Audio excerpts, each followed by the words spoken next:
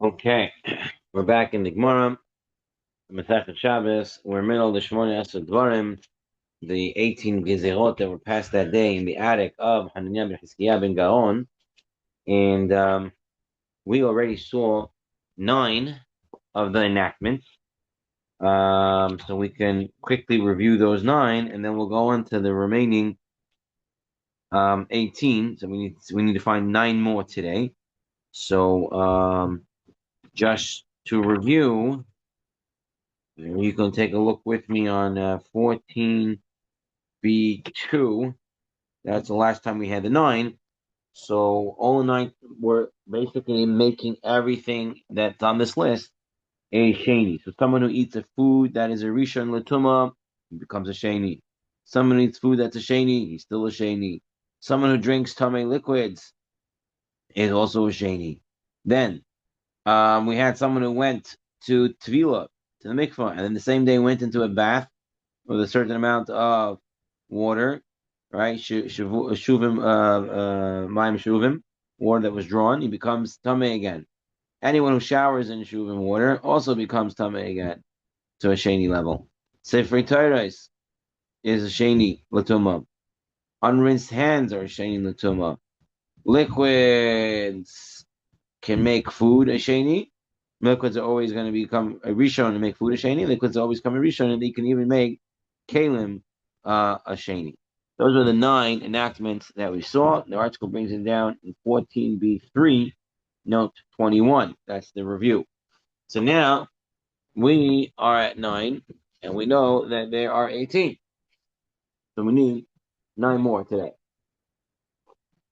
So we're starting on 16b2, Ted Zayin Amud Bet. We're up to the 2 dots that says V'idach Mahi. Give me another case, which is part of the 18 Gizerot that were passed that day in that attic.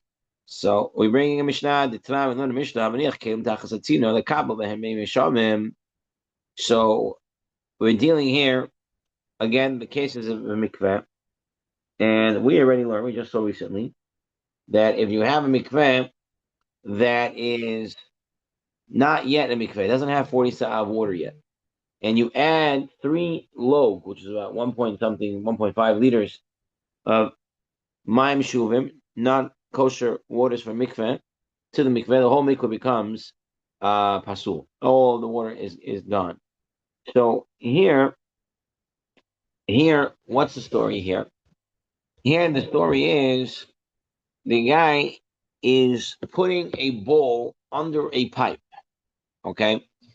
And that water then ends up in the mikveh. So another principle for something to be mayim she'uvim is that you have to want the water to go into there. You wanted it to be collected, okay? If you didn't want it to be collected, then not necessarily is it called mayim she'uvim. However, if you lift up the bowl and you with the water and you move it and you pour it into the mikveh, that definitely is called mayim she'uvim, drawn water.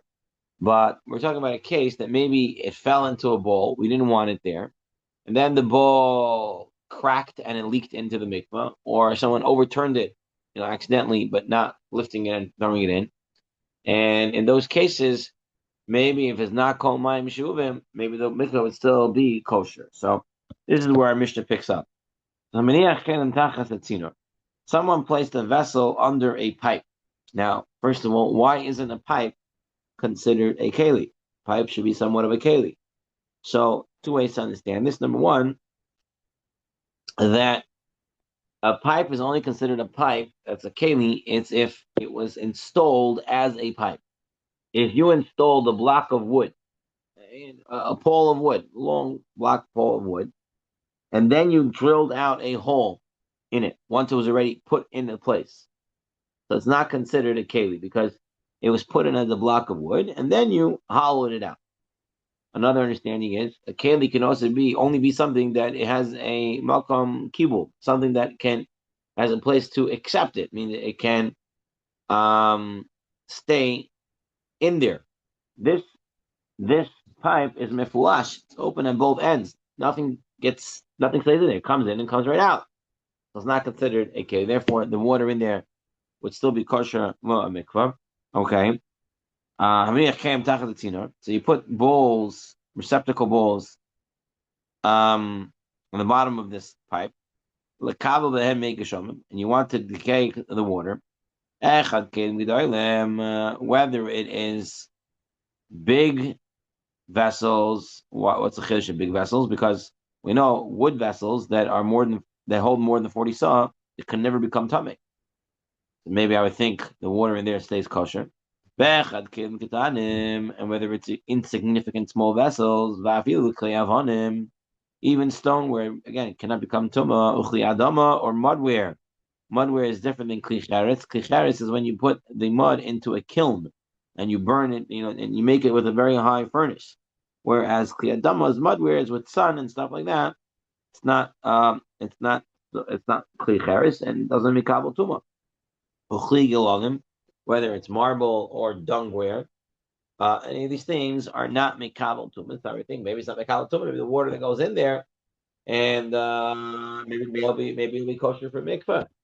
So the Gemara says, brings down the Mishnah. The Mishnah says poislin is a mikveh.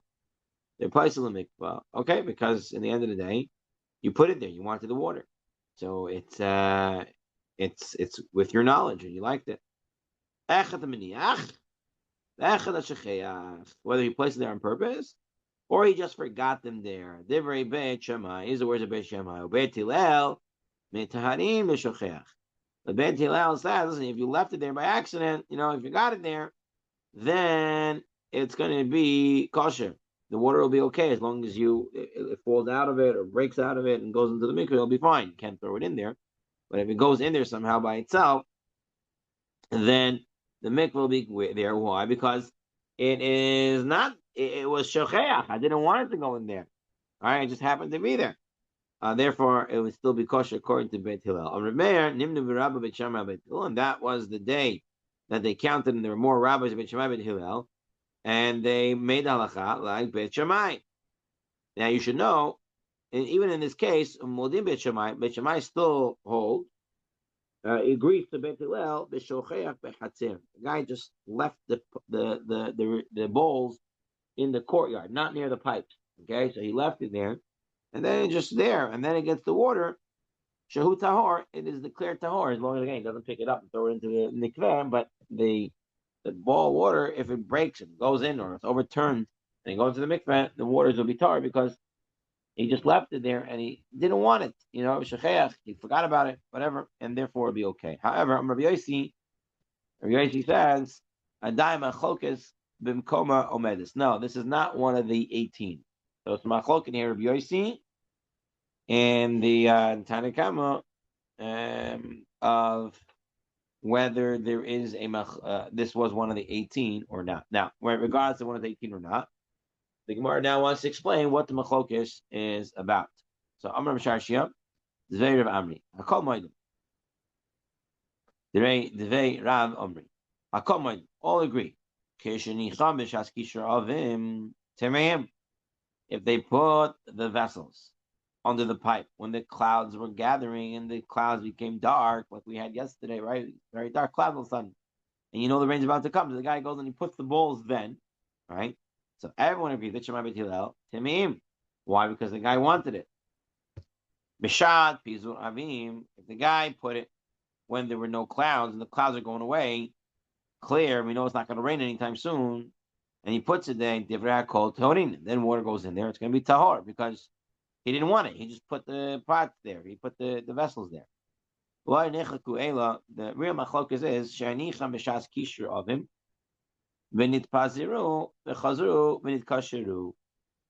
So the machlokes is in the case where the clouds got dark and the guy went to put the receptacles, the bowls, underneath the pipe. Because why? Because he saw the rain coming and he wanted the rain. But then the clouds made a U-turn, right? They left. They didn't come.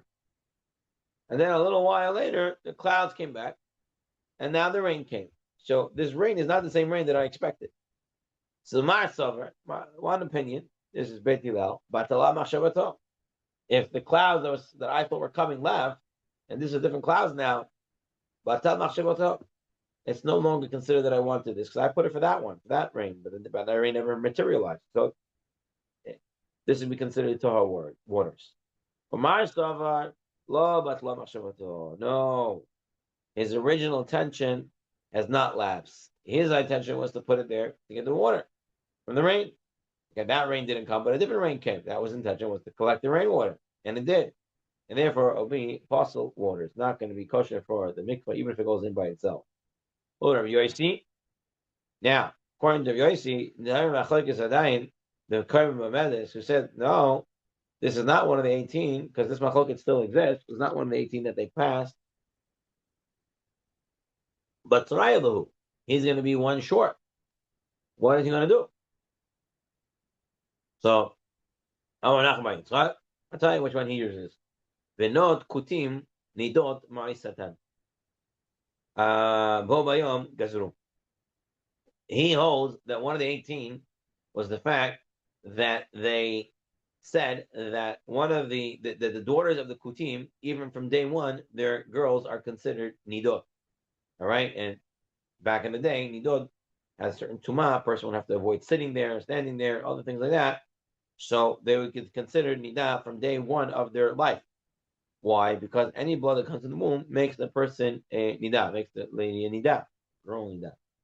And sometimes it happens even for a baby. But the Kutim were not very careful with this halakha, okay? And the Kutim were gerim. At some point, they were converted to Judaism because of the lions, right? They live in the north. The tribes were taken away. They came there. They didn't know why they're getting attacked by lions, and they became gerim. And then we thought they were legit, and then we realized that they're not.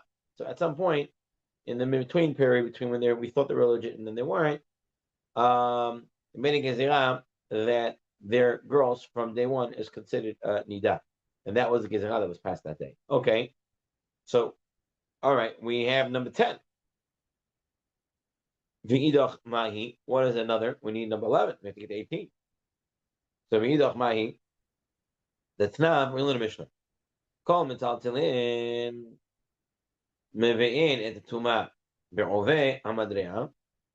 Okay, so here's a little background over here. We're dealing with tumat mit. Okay, so tumat mit, there are 3 ways a person could become tameh lemet. The met is avi avot tumat, and a person can become tameh by it by either touching the corpse, okay, maga, direct contact. Masa is carrying or moving the corpse, and the third one is tumat ohel, getting contaminated through a roof. If the person and the corpse are sharing a roof, they become tameh lemet. Now, there are 3 modes in this last one, tumat ohel. So there is the ohel, which is a regular roof or a tent. So as long as there is a tefach, thick, of a roof, so the width is a tefach, right? That would be considered a roof. And if part of the corpse and part of the human are on this, and part of the person are under the same roof, he becomes tameh at an av level, of tumat. That means he'll need the 3rd and the 7th day sprinkling of the mei hatat, of the parah aduma, and then he has to go to mikveh. What else is to know? Also, if there is no roof, but the person became the roof for the dead body, meaning here's the dead body, and he puts his hand, or even his finger, over the dead body, he becomes tumat lamet at an av level, because he made a roof, so to speak. He was a roof-like over the met. Also, if the met was, let's say, on a table, and underneath the table there's space, and you go ahead and you put your hand or something underneath the table in front of your body, you become tumat lamet on an av level, because the corpse was a roof for you. So now, here they're bringing down a Mishnah, and they want to say this is one of the gezerot. What was this Mishnah? Now, I told you, you have to have the size of one tefach to be considered a roof. But here, Gemara says, that brings down the Mishnah that says that if you have a thickness of a goad is literally a stick that is used to move on the sheep and the oxen and stuff like that. So the thickness of a goad, if you have a stick, the thickness of the goad, which is about 2/3 the thickness of a tefach, okay? So a goad is 2/3 the thickness of a tefach, and then the person is underneath that, even though the oraita you have to have a tefach, but if there's a stick that is 2/3 of a tefach and it's sticking out partially over the corpse, or partially over the person, the Mishnah here wants to say the person becomes Tuma Lamit at an Av level. That was the Gezerah that they passed. Amar Bitafon. Bitafon said, no, Akapah et Banai. Should cut off my children. Meaning, you guys learn Torah all cut up. This is a cut off law. The person heard it, and he heard it wrong, and he messed it up. He heard the halacha, and he knows what he heard. Says the bitafon, I'll explain you what happened in this case. Haikar over, Umar Dron al Kitfo, Biel Tido al Ahad al Kevin, Timu Oto, Mishum Kinim, Hamehilim al Hamet. This is what happened. The guy was walking, and he had the goat, he had this stick on his shoulder. And as he was walking, the stick went over the corpse, but the stick was on his shoulder. So the stick went over the corpse. The stick became an avatuma. The stick is now touching the person. The person becomes rishon letuma. But the guy didn't know the halacha. He went to the Beit Midrash. They told him you're tameh. He thought tuma as tuma av level, not as a tuma at a rishon level. He thought, oh, the stick became a tent, right? Because it's, it has some width over it, and I'm underneath it. So I became avatuma because the stick was the tent. He didn't understand, says Rabbi Tafon, that they said, no, your stick is an av, you're rishon. And that was the mistake. Amar Akiva said, no, it's not a mistake. Ani ataken. I'm going to tell you, the Chachamim made it. Should the Chachamim kaimim, that the rabbi's word should stand. Shayu kol mitaltel mivin et tuma al adam shenoseh otan be'ovi amar deyam. Says Rabbi Akiva, we got to make a distinction. Why? Said Rabbi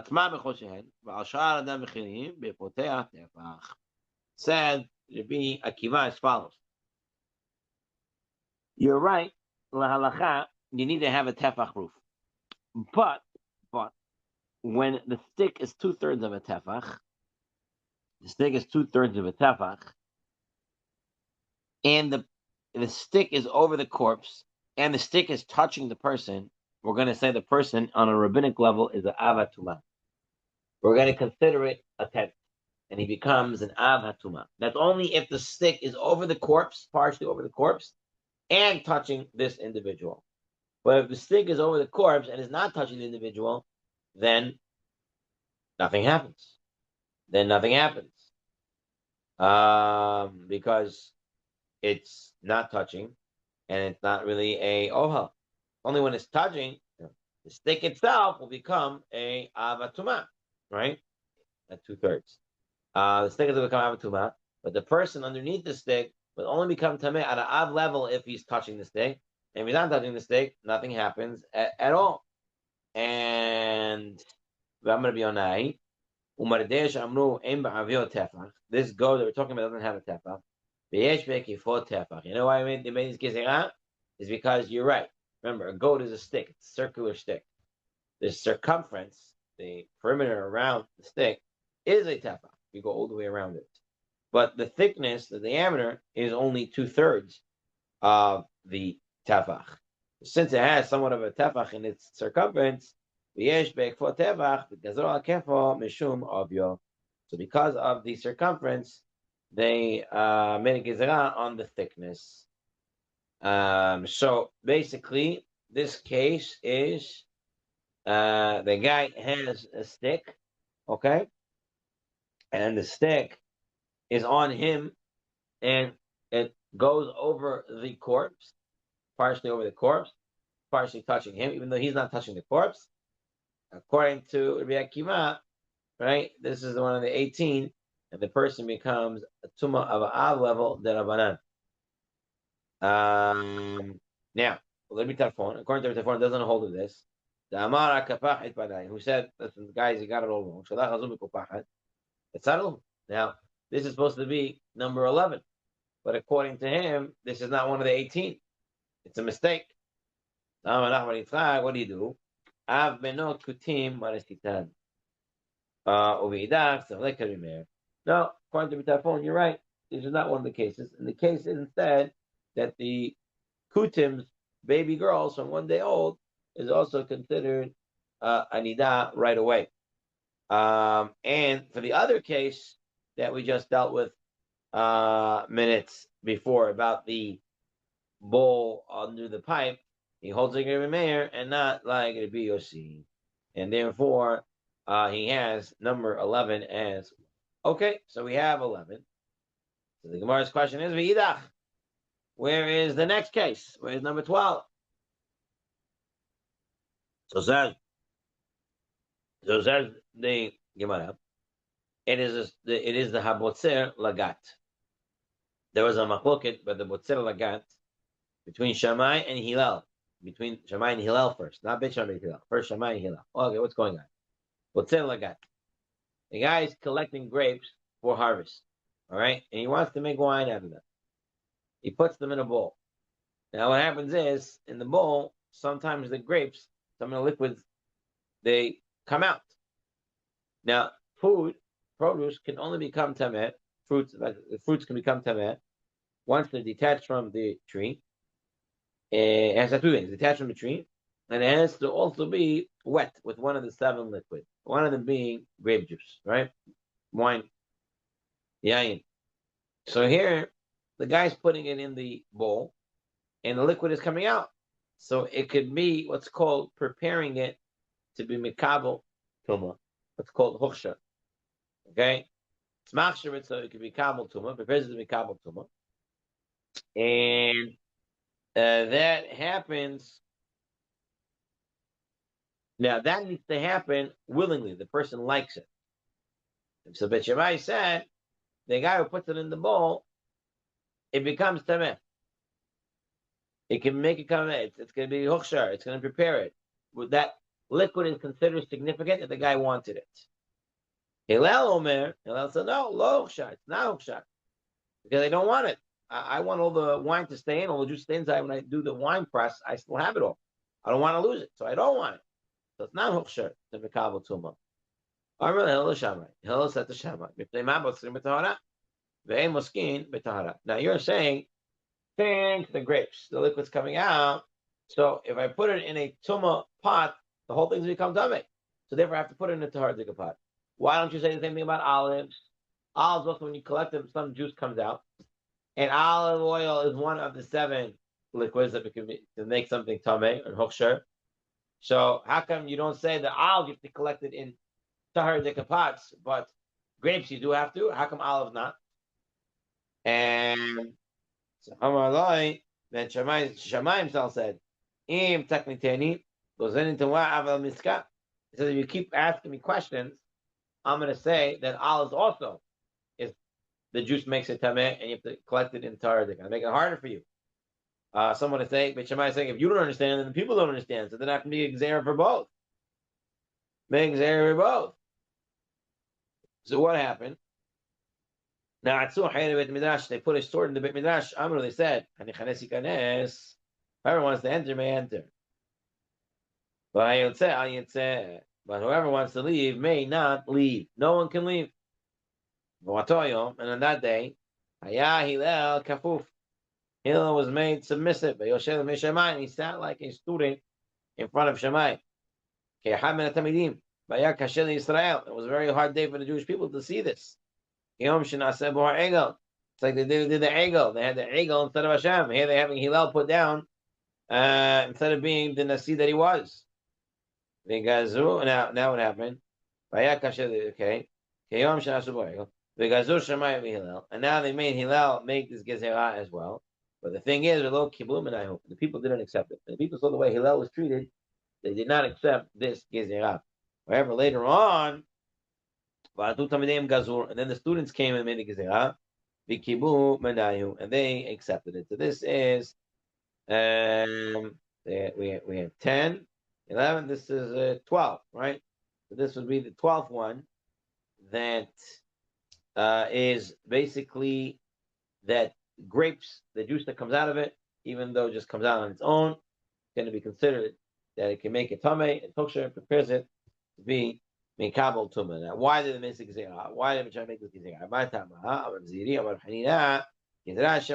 Before Tumot.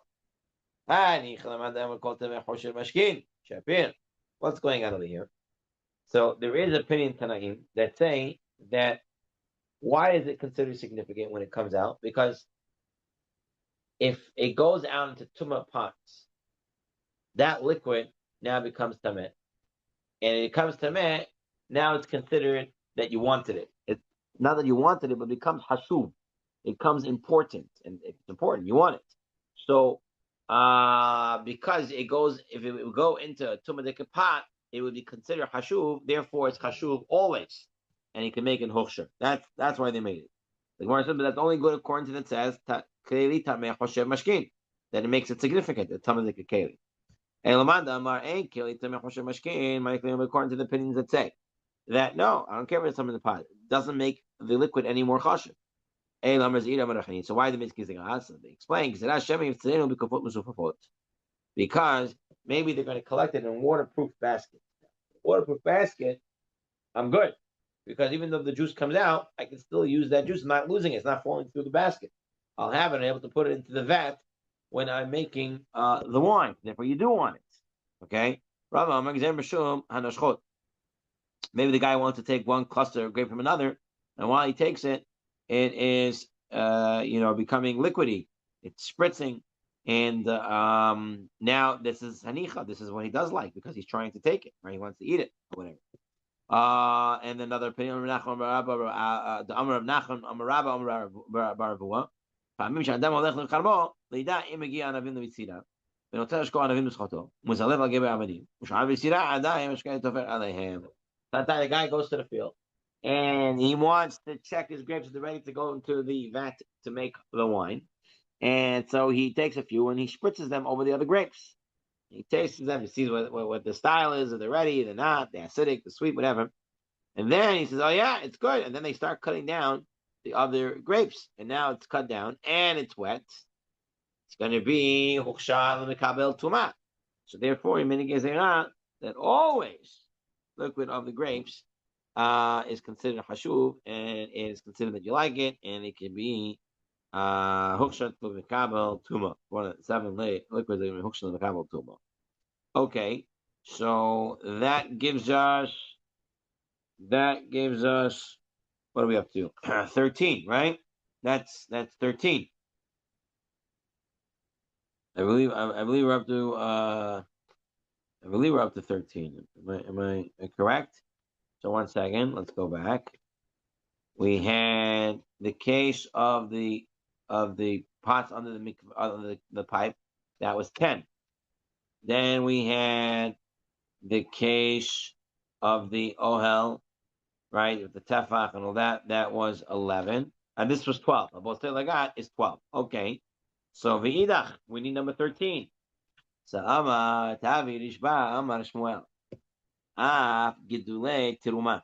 Teruma. Boba Yom Gazru. They said, if you plant teruma, what comes out is teruma. On a biblical level, if you plant teruma, it's no longer teruma. Whatever comes out, something else. Chamim came and made a gezerah that day that if you plant teruma, it remains teruma. That was the gezerah. My tama. What was the reason for this gezerah? Amar Bechanina. Gezerah mishum teruma tohara beyad Israel. Because let's say the Israelite, he has to give teruma, but he doesn't want to give it. So what does he do? He plants it. He plants it and it grows, and now he can have it. It's no longer considered teruma. Therefore, they made it gezerah. So what you plant is considered teruma.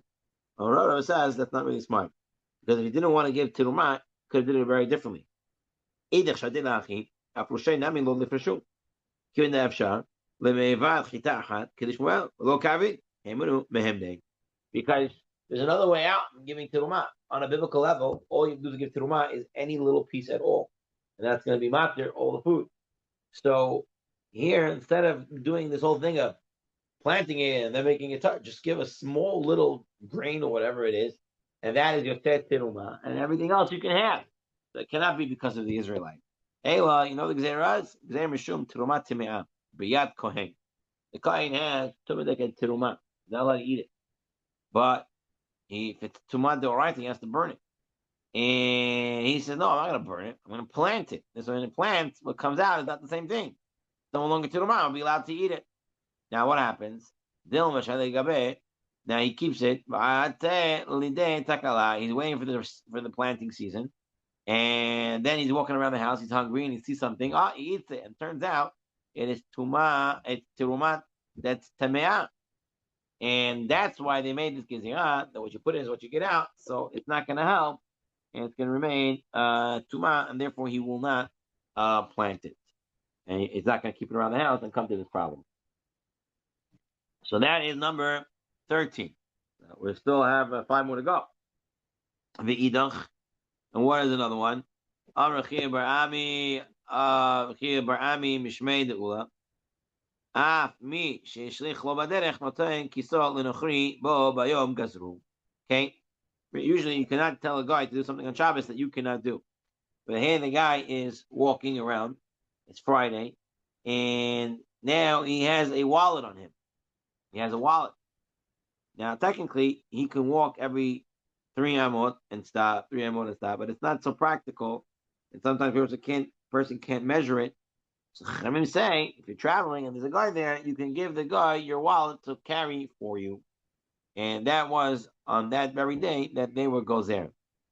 Okay, so there's number 14. 14. Okay. Be'idach, we still need number 15. Be'idach, Amar Bali, Amar Avimi, Sanvata, Piton, Vishamnon, Veyenon, Uvnotehen. So you have here one big gezerah. The bread of the goyim, the oil of the goyim, the wine of the goyim, and the doors of the goyim. All of these are one gezerah. So you get now to 15. 15. Kulan Mishmonasa Davar Hen. These are, by the way, stuff that we talked about in Masechtas Avodah Zarah. That's why not let you eat the bread of the goyim. That means perhaps the bread that's baked in the goyish person's house, but maybe the goyish bakery bread is not a problem. Perhaps for Shabbat, the oil was a gezerah, but then it was taken away because oil is eaten with bread, right? You go to an Italian or Mediterranean restaurant, they're going to give you bread with olive oil. So you don't want the bread with the olive oil of the goyim. Why? Because that will lead to yenan, their wines, and once you're drunk and you drink with them, you break bread with them, then you drink with them, and then you're going to come to marry them. But marrying is the Isra d'Oraita. But here it means even Yehud, to be alone with them. Now, that only gave us to 15. So how do you get to 18? So very easy. Remember, we had the Mishnah. The whole thing started with the Mishnah that said you cannot delouse a garment on Shabbat in front of the candles. You cannot read in front of the candles. And those two are from the halachot of the Shmona Asad Dvarim. So we have the 15. Now we have 16 and 17.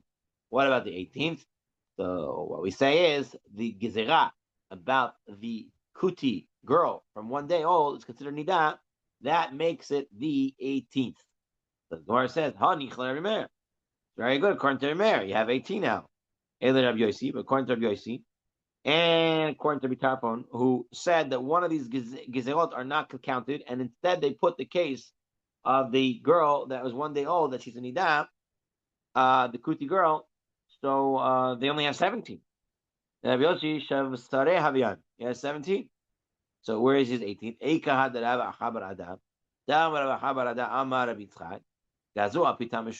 They said the bread you can't have because of their oil, and the oil because of their wine.